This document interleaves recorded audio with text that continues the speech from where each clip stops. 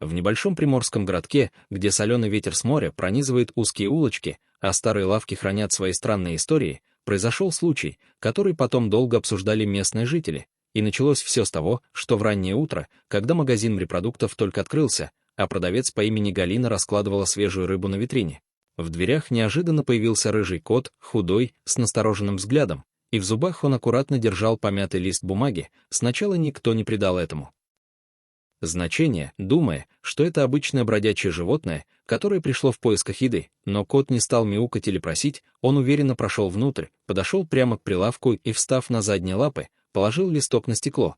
И именно в этот момент внимание всех, кто находился в магазине, переключилось на него. Галина, сначала усмехнувшись, взяла листок, ожидая увидеть там что угодно, но не то, что оказалось написано. На бумаге корявым, но разборчивым почерком было выведено: «Пожалуйста, дайте этому коту рыбу, я заплачу позже», и под текстом лежала аккуратно сложенная купюра. В магазине повисла тишина, люди переглядывались, не понимая, шутка это или нет, а кот тем временем спокойно стоял и смотрел на продавца, словно ждал ответа. Но дальше произошло то, что напугало всех. Галина вдруг перестала улыбаться, ее лицо резко изменилось.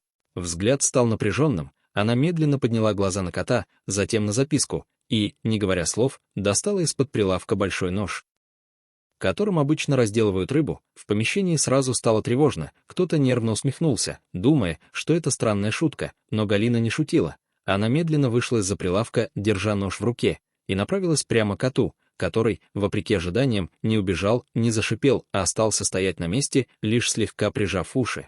В этот момент один из покупателей попытался вмешаться, сказав, что не стоит пугать животное, но женщина даже не посмотрела в его сторону, а она подошла почти вплотную, наклонилась и внимательно посмотрела коту в глаза, словно пыталась что-то понять, и напряжение в магазине стало таким, что было слышно, как капает вода с рыбы на прилавке. Затем, не меняя выражения лица, она резко развернулась, вернулась за прилавок и, отложив нож, взяла самую свежую и крупную рыбу, аккуратно завернула ее в бумагу и положила перед котом, после чего тихо сказала: «Передай ей, что в долг больше не даю». И в этот момент по спинам всех присутствующих пробежал холод, потому что стало ясно, это не первый раз. Кот спокойно взял рыбу, подхватил зубами пакет, как будто все происходящее было для него привычным, и направился к выходу, не оглядываясь, а люди еще долго стояли в тишине, пытаясь осознать, что именно они только что увидели.